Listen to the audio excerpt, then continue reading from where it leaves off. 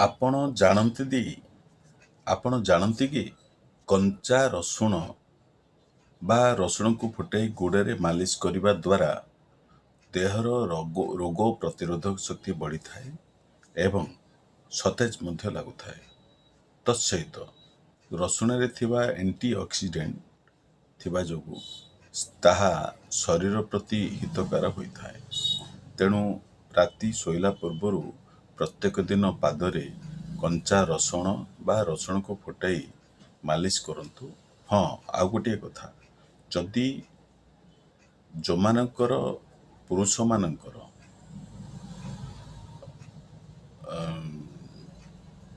କାମ କରିବାର ଶକ୍ତି କମିଯାଇଥାଏ ବା ତାଙ୍କର ଯୌନ ଶକ୍ତି କମିଯାଇଥାଏ, ତାହେଲେ ନିୟମିତ ରସୁଣ ଖାଆନ୍ତୁ। ରସୁଣ ଖାଇବା ଦ୍ୱାରା ଯୌନ ଶକ୍ତି